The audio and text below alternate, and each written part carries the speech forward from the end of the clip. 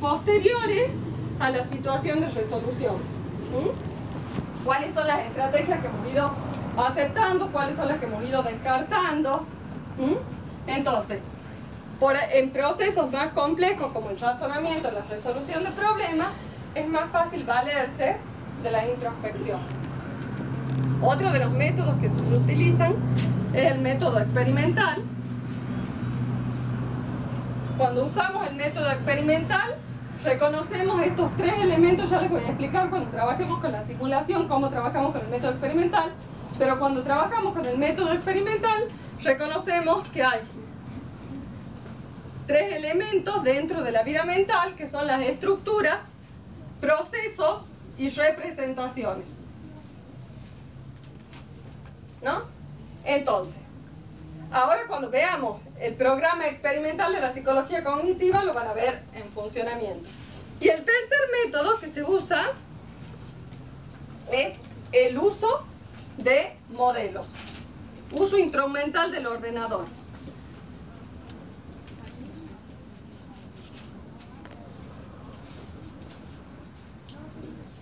¿Cuál es el tercero? El uso instrumental del ordenador, el uso de la computadora. ¿Y cómo trabajamos con la computadora? Trabajamos en base a dos modelos, de simulación y de inteligencia artificial. ¿Qué se hace con estos modelos que se transfieren a la computadora? Se trata de mimetizar, de copiar dominios del funcionamiento mental. ¿Y qué es lo que se intenta? Por ejemplo, cuando nosotros utilizamos un programa de inteligencia artificial, lo que buscamos es que el programa sea lo más eficiente posible, que resuelva un determinado problema con el mínimo costo posible, con la mínima cantidad de procesamiento, con los más precisos y con la menor cantidad de pasos. Eso sería un modo eficiente. Eso es lo que intenta la inteligencia artificial. Hacer los programas que incluso superen la mente humana. Los programas de simulación, que son con los que trabaja fundamentalmente la psicología cognitiva, intentan mimetizar o copiar lo más fielmente posible los patrones de comportamiento del ser humano, incluso con sus errores y sesgos. Las falencias que tendría, los pasos que darían falso, los ensayos y errores, copiar y simular. Por eso se llaman programas de simulación. Y estos son los que de los que se vale la psicología cognitiva, porque la psicología cognitiva es justamente psicología, o sea, intenta ver las variables psicológicas y las variables subjetivas del sujeto en los procesos de razonamiento. Entonces, los programas de simulación son de los que se vale la psicología cognitiva, que lo que intenta es mimetizar, copiar lo más fielmente posible, incluso con errores y sesgos, el comportamiento humano para la resolución de problemas. En cambio, el programa de inteligencia artificial, que más que la psicología cognitiva lo usa la ciencia cognitiva, que son matemáticos, físicos, ingenieros, gente de la informática, lo que busca es la eficiencia, que el programa sea lo más eficiente posible. Por ejemplo, si pensamos en un programa donde sea un partido de ajedrez, ¿cómo lo pondría en jaque mate? ¿Cuál sería la mejor jugada? En cambio, si hacemos un programa de simulación, veríamos cuál sería la jugada que la mayoría de la gente haría, aunque se equivoque. Pero lo que intentamos es simular el comportamiento humano en ciertas áreas de procesamiento de la información. Entonces, chicos, cuando hablamos de la metodología de la psicología cognitiva, ¿de qué hablamos? Introspección crítica. Experimental y el uso del ordenador. Y fundamentalmente se vale de la simulación. Ahora les voy a mostrar cómo trabaja, cuáles son las fases o cómo es el programa experimental de la psicología cognitiva. Cuando nosotros vemos las fases de la simulación,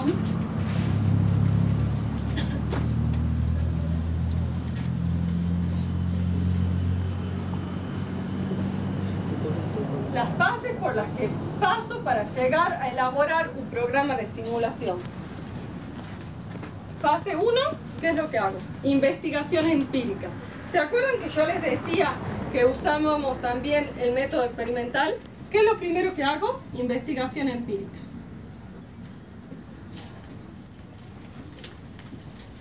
Hago un trabajo de campo. Investigo cómo memorizan los sujetos.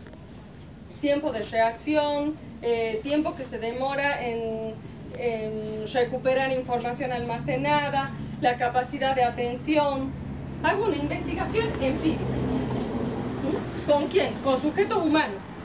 En los programas de inteligencia artificial, muchas veces esta parte de investigación empírica con sujetos humanos pasa de largo.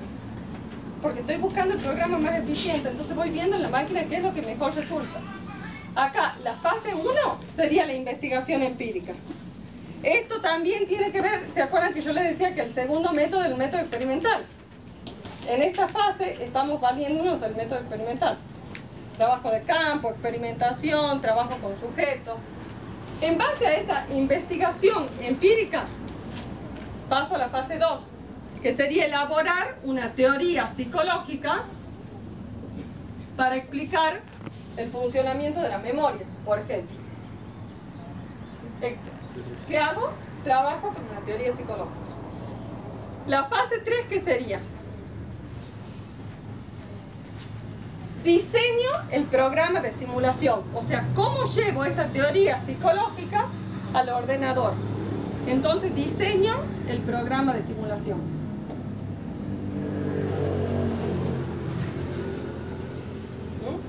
La fase 4, ¿cuál sería? Ejecución del programa.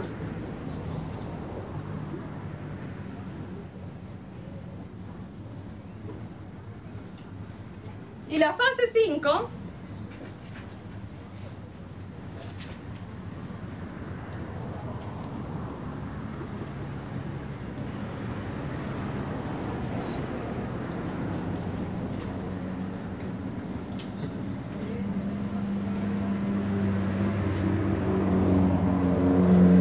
sería, a partir de que yo ejecuto el programa, veo si ese programa se adecúa a mi teoría psicológica. Si se adecúa a mi teoría psicológica, se fortalece el programa y surgen nuevas hipótesis y nuevas investigaciones que fortalecerán aún más mi teoría. Si en esta fase de ejecución del programa hay discrepancias o diferencias entre la teoría psicológica y lo que hace el ordenador, entre mi investigación empírica, los resultados de mi investigación empírica y los resultados que me da el programa, la ejecución del programa de simulación, tendré que descartar la teoría, descartar el programa o revisar ambos. Entonces, todos estos pasos en donde ven que se mezcla lo experimental con el uso del ordenador son los que se emplean para elaborar un programa de simulación, ejecutarlo y ver si ese programa se ajusta o no a mi teoría psicológica y me hace nuevos aportes en el campo del procesamiento de la información de los seres humanos. ¿Se acuerdan que lo que estamos estudiando son los procesos mentales? ¿Qué dice la 5, profe? Planeamiento de hipótesis y nuevas predicciones. Que en ese punto también, como si no se ajusta el programa de simulación a mi investigación, tendrá que ser descartado ese programa o la teoría. Bueno, ¿entienden acá cómo se usa el método experimental y cómo se usa la simulación? ¿Y qué quiere decir? Bueno. Planeamiento de hipótesis, ¿qué más? Planeamiento de hipótesis y nuevas predicciones.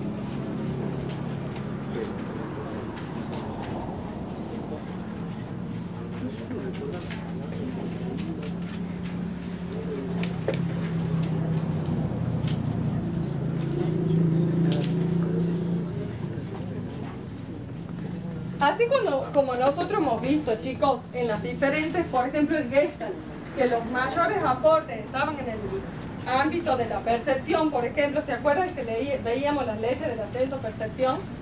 Los mayores aportes en el campo de la psicología cognitiva están en el ámbito de la memoria y de la resolución de problemas o el aprendizaje. Entonces, cuando nosotros veamos psicología cognitiva, vamos a tomar sobre todo esos procesos psicológicos. Memoria, resolución de problemas o pensamiento. Entonces, ¿cómo definen la memoria? ¿Qué es lo que van a decir en función de la memoria? Van a decir que es un sistema multidimensional, o sea, múltiples dimensiones, atención, percepción, sistema multidimensional, que abarca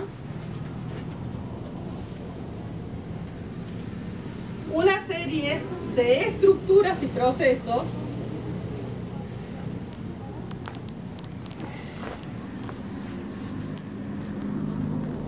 bien diferenciados. Ahora vamos entendiendo esto. Entonces, ¿qué sería la memoria? Un sistema multidimensional que abarca una serie de estructuras y procesos. La estructura, ¿qué sería? Lo que veíamos, la parte estática, rígida del sistema. Y los procesos, la parte dinámica. Multidimensional, como les decía, atención, percepción. Cuando hablan de la memoria, la psicología cognitiva plantea fundamentalmente dos modelos. Un modelo que se llama modelo multialmacén,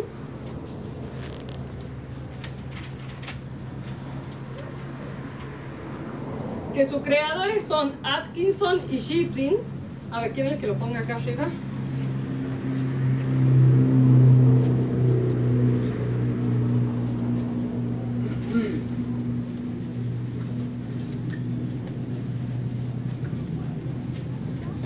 Igual está en el texto, ¿no? Pero le pongo.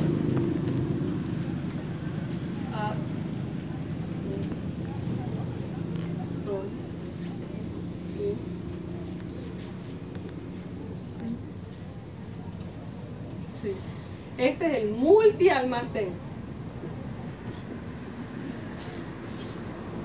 ¿Qué plantea el modelo multialmacén? Distingue tres tipos de memoria.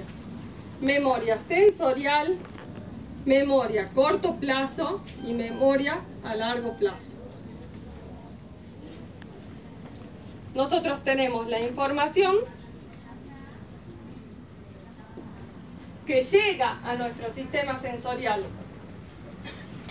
Llega a nuestro sistema sensorial, a la memoria sensorial. Y acá permanece solo unos segundos.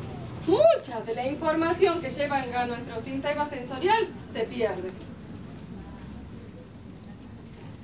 Si esa información es repasada, prestamos atención a esa información, pasa a la memoria a corto plazo. La memoria a corto plazo acá permanece alrededor de 20 segundos. Si no se repasa, se pierde. Si se repasa, pasa a la memoria a largo plazo. ¿Cuáles serían? ¿Se acuerdan cuando decíamos que era un sistema multidimensional que incluía diferentes estructuras y procesos? Acá estamos hablando, una estructura sería la memoria sensorial, otra estructura sería la memoria a corto plazo, otra estructura sería la memoria a largo plazo. ¿Cuáles serían las diferencias? La memoria a corto plazo, por ejemplo, tiene una capacidad limitada. Yo no puedo retener en la memoria a corto plazo demasiados elementos, solo unos cuantos. La memoria a largo plazo, la diferencia es que tiene una capacidad ilimitada. Mi capacidad de almacenamiento en la memoria a largo plazo, que yo almaceno esa información codificándola, seleccionándola, mi capacidad de almacenamiento en la memoria a largo plazo es ilimitada. Acá se plantea que hay un procesamiento de la información, que una de las críticas que se le hace a este modelo es que se plantea un procesamiento de la información lineal. O sea, se va a cuestionar cómo podemos afirmar que sigue este procesamiento, que la memoria pasa de la memoria sensorial a la memoria a corto plazo, a la memoria a largo plazo. Y otra cuestión que se critica, que ya van a ver cuando planteamos el otro modelo, que es de los niveles de procesamiento,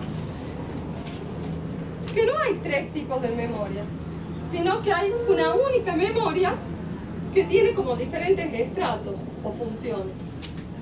Entonces, el modelo multialmacén plantea un modelo lineal de la memoria de un modo de alguna manera horizontal, donde tenemos una cierta información que la percibimos a través de los órganos de los sentidos, llega a la memoria sensorial, si se repasa, donde dura solamente unos segundos, si se repasa, pasa a la memoria a corto plazo, donde dura aproximadamente 20 segundos.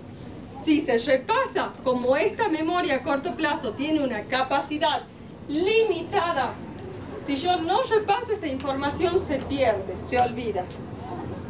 Si se repasa, pasa a la memoria a largo plazo, donde puedo almacenar una ilimitada cantidad de información. Entonces, y una de las críticas es el modelo lineal de la memoria. Primero, que se plantean tres tipos de memoria, y segundo, este procesamiento lineal horizontal, esta escalada que vamos planteando en el caso de la memoria. El otro nivel, el otro modelo que se plantea diferentes modelos de procesamiento de la información.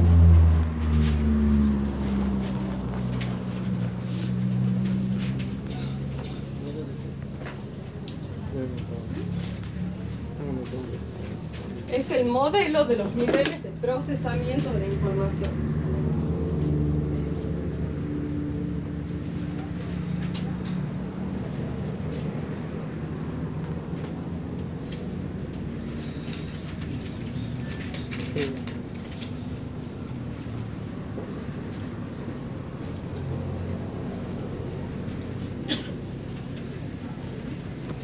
Este modelo, los creadores son Craig y Lohar. Les escribo ahí grande y prolijito. Craig y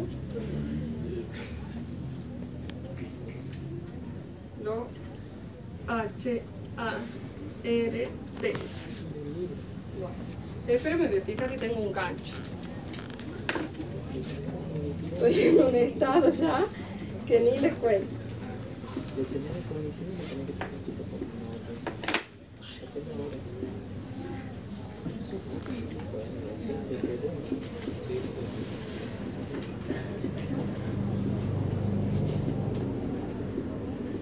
Ya va, chicos. Ay, no me gato. Es impresionante el calor que tengo.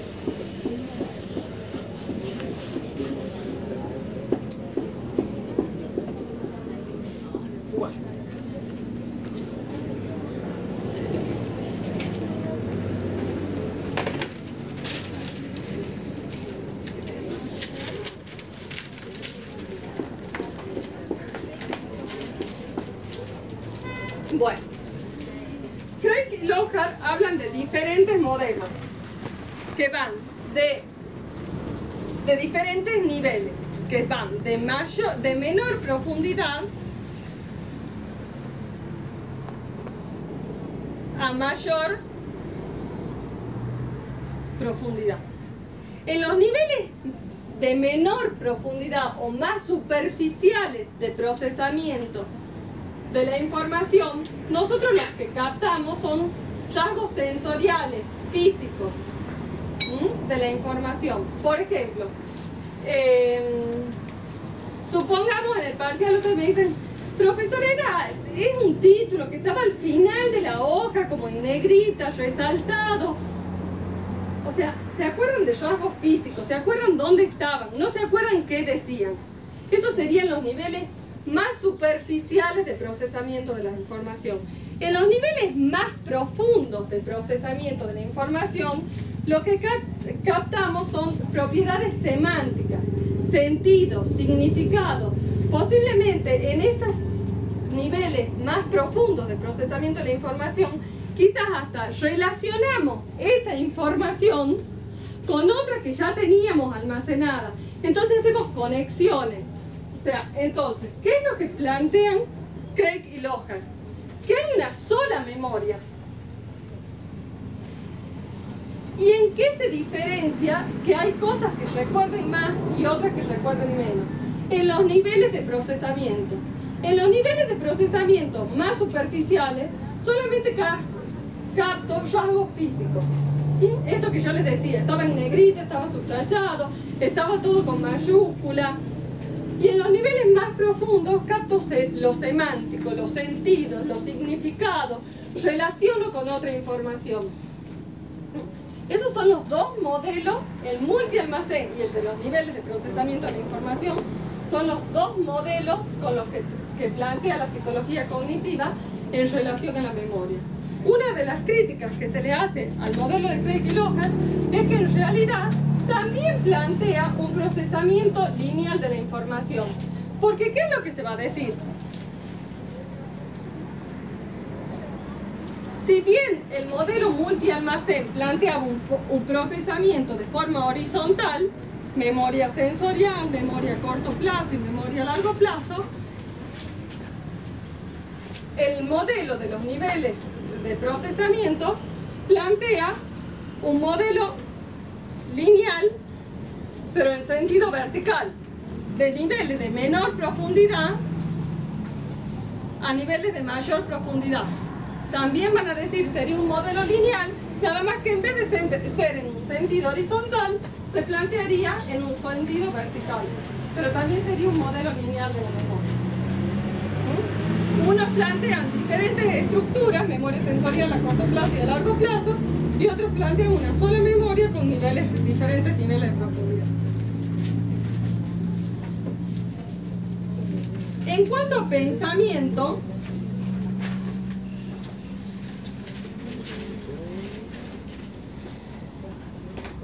cuando hablamos de pensamiento,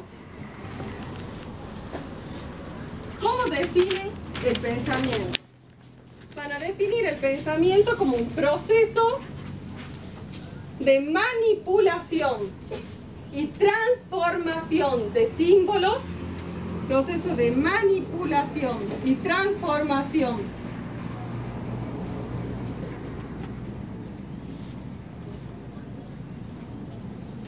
de símbolos de acuerdo a determinadas reglas.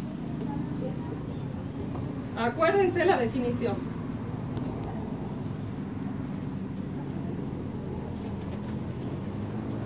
Chicos, estoy dándole lo esencial, o sea, lo que estoy dándole lo que va a haber. Estoy dándole los puntos fundamentales.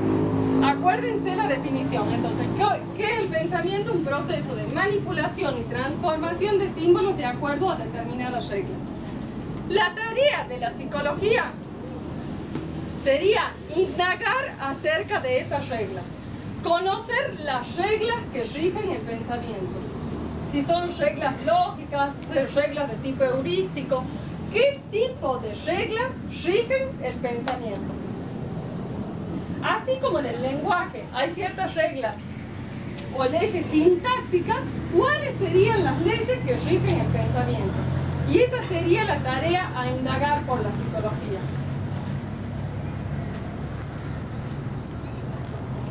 Cuando hablan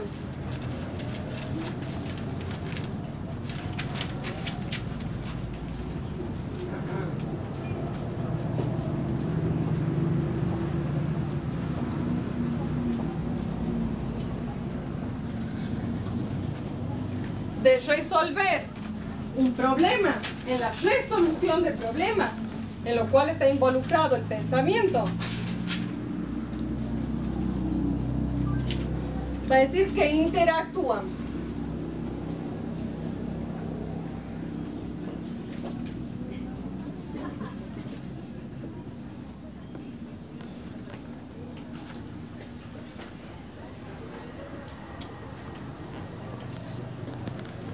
Tres aspectos. El SPI, que sería el sistema de procesamiento de la información. Para resolver problemas intervienen el sistema de procesamiento de la información. ¿Qué sería el sistema de procesamiento de la información? Nada más ni nada menos que el sistema cognitivo. Interactúan el sistema de procesamiento de la información, el ambiente de tarea, que no es ni más ni menos que el problema tal cual se presenta,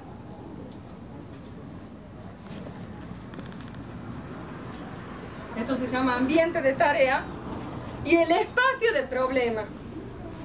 ¿Qué sería el espacio de problema? La interpretación que yo hago del problema que se presenta. Esto se llama, es la interpretación del problema.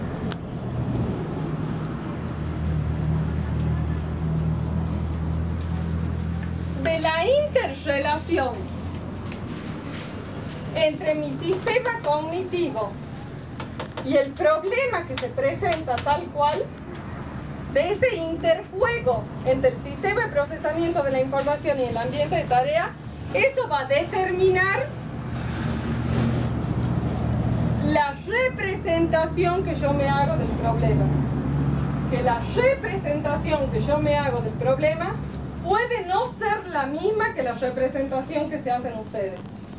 ¿Por qué? Porque la representación depende de mi sistema cognitivo en interjuego con el problema que se presenta. Entonces, estos componentes intervienen en la resolución del problema. ¿Y cuáles serían los pasos para la resolución del problema? ¿Cuáles serían los pasos por los que yo tengo que atravesar para resolver un problema?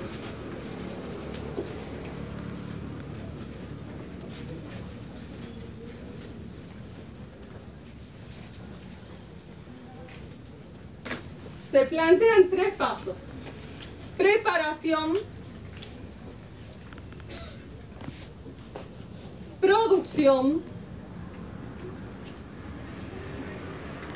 y evaluación.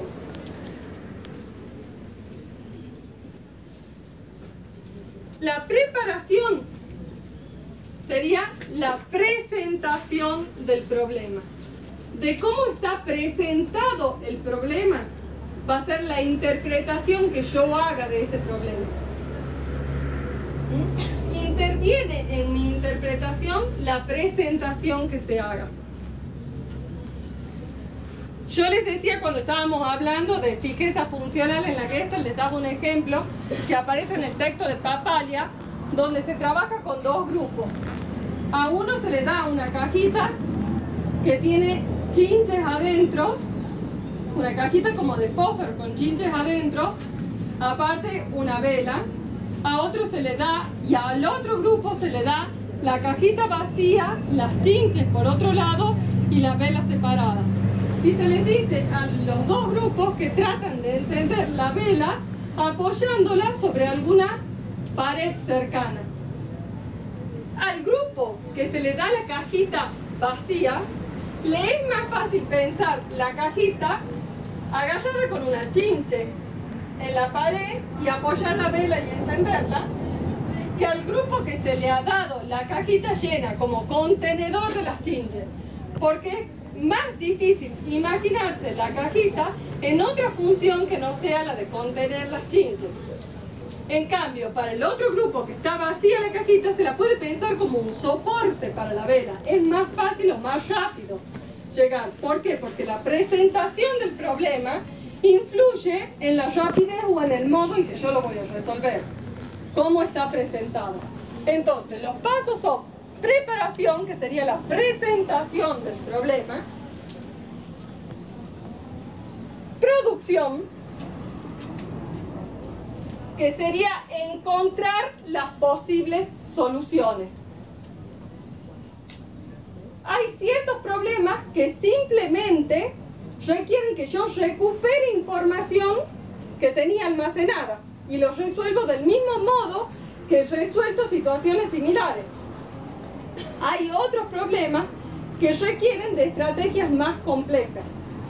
Algunas estrategias de las que habla la psicología cognitiva son el algoritmo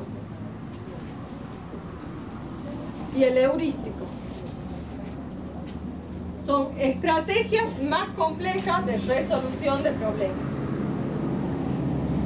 El algoritmo es una estrategia compleja que lleva mucho tiempo, que para algunos problemas la puedo emplear y para otros no, y que requiere de contemplar todas las soluciones posibles hasta encontrar la solución adecuada. Por ejemplo, como hablábamos recién, en una partida de ajedrez sería pensar todas las jugadas posibles ante esa situación en la que me encuentro y ver cuál es la más adecuada. Y el heurístico no siempre lleva una solución, es una estrategia más sencilla, requiere tomar algunos caminos y descartar otros, y quizás tome caminos que en mi experiencia cotidiana han sido favorables, han dado resultados favorables, y descarte otros. No siempre me lleva una solución, pero es más usado porque son estrategias más cortas, más simples de resolución de problemas, donde hago como una especie de tanteo, voy viendo qué es lo que me sirve en esta situación en particular. No es que contemplo todas las posibilidades. Por ejemplo, si yo tendría que encontrar con un anagrama de tres letras, donde tengo dos consonantes y una vocal, quizás las combinaciones que pensaría serían solo con la vocal en el medio. No todas las posibilidades. Eso sería un heurístico. Y la evaluación sería ver si la respuesta que yo he escogido es la que más se adecua al problema. No siempre para la resolución de problemas sigo los pasos en este orden. Hay veces que incluso llevo una solución y vuelvo de nuevo a la presentación o a la preparación para ver si realmente mi interpretación del problema es adecuada. Entonces paso de la evaluación otra vez a la preparación. Pero las fases por las que paso son estas tres. No siempre en este orden. Por ahí, una vez que estoy resolviendo, también vuelvo a la preparación. Entonces, en la resolución de problemas se plantean tres fases. Preparación, producción, donde planteamos diferentes estrategias, y evaluación, que ver si la respuesta a la que llegué es la más adecuada. Bueno.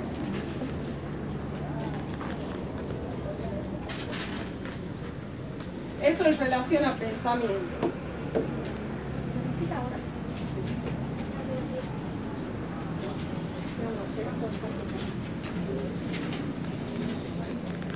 Bueno. ¿Cuáles serían las consecuencias de la analogía? Mente, ordenador. ¿Qué es lo que habíamos dicho al principio?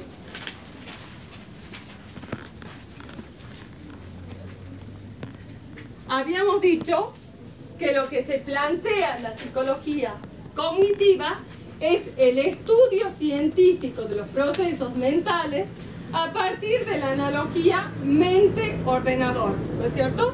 Bueno, ¿qué es lo que nos da la analogía? La analogía, por un lado, nos da un vocabulario específico.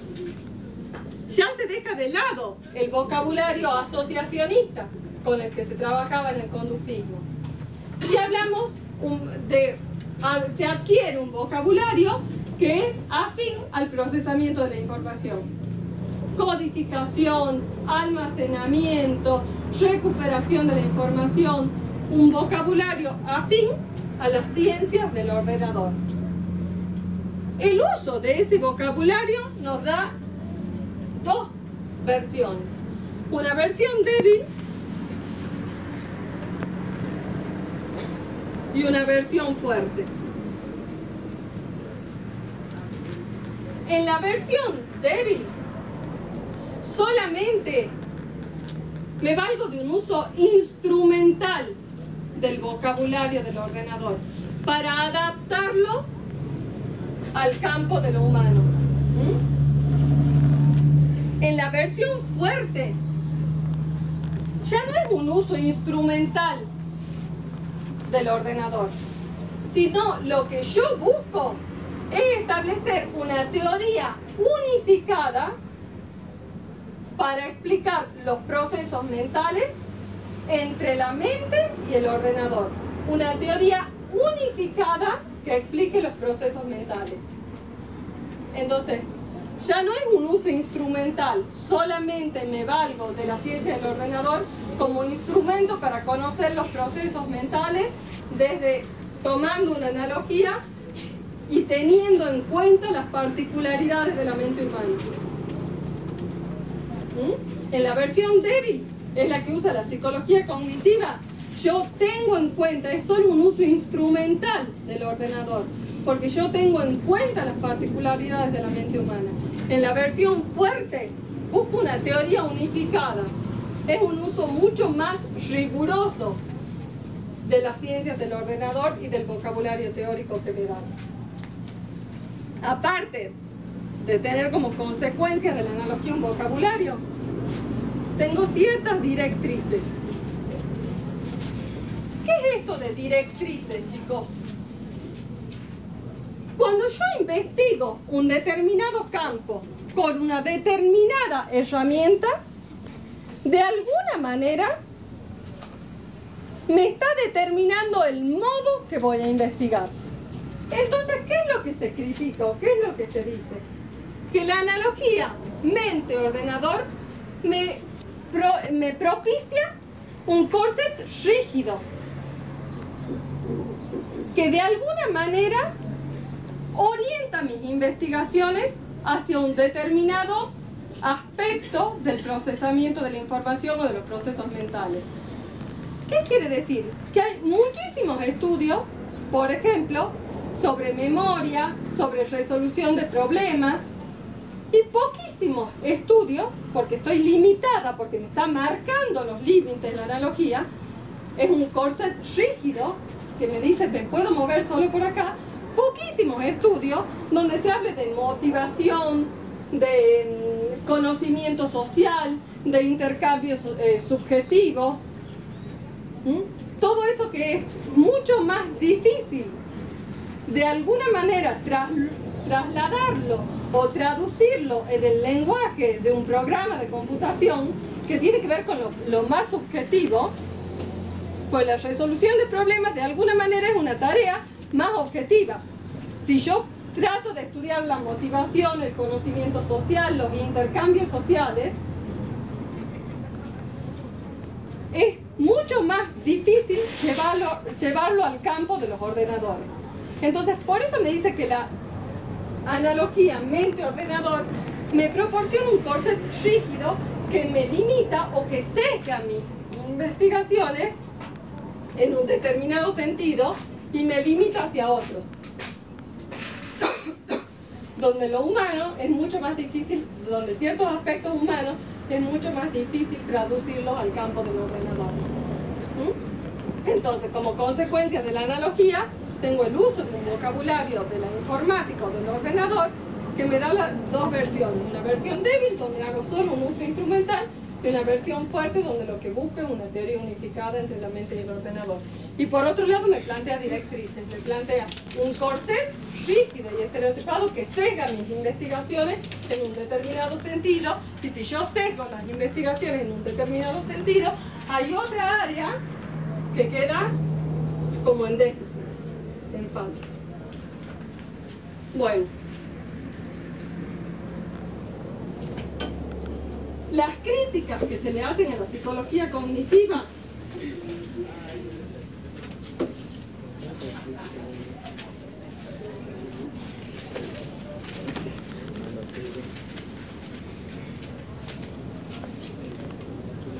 tienen que ver con dos aspectos fundamentalmente. Por un lado,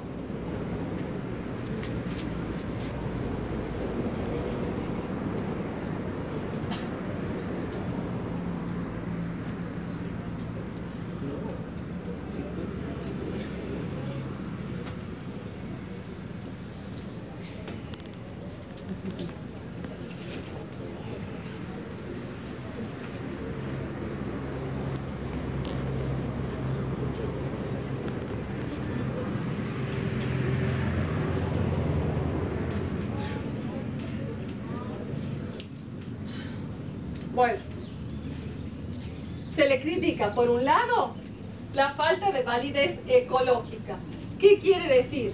Que casi todos los estudios de la psicología cognitiva se centraron en un laboratorio y hubo pocos estudios de campo donde se pudiera estudiar el comportamiento humano, los procesos mentales en relación a un ambiente, a lo cotidiano, a la interacción continua del sujeto en su medio, en su contexto, en donde se desarrolla habitualmente. ¿Qué es lo que se critica? Que casi todos los estudios están limitados al laboratorio. Y en la vida cotidiana, los sujetos, tenemos múltiples estímulos que en el laboratorio es una situación mucho más artificial. Entonces, el estudio está como mucho más limitado y esa es la cuestión que plantea una falta de validez ecológica. La imposibilidad de estudiar el comportamiento del sujeto humano o los procesos mentales o la forma de resolver en la vida cotidiana y en su contexto habitual. Siempre la situación de laboratorio es una situación artificial. Por otro lado, se plantea que no logra construir una teoría unificada general de la cognición.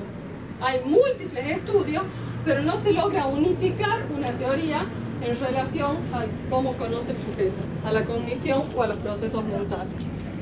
A pesar de esto, los aportes de la psicología cognitiva son muy importantes, son muy valiosos y hasta el día de hoy la psicología cognitiva tiene plena vigencia.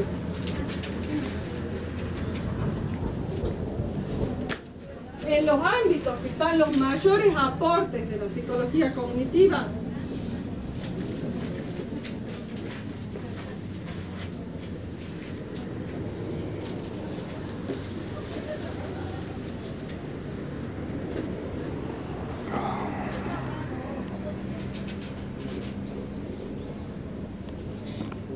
son en el ámbito educacional, en el ámbito laboral y en el ámbito clínico.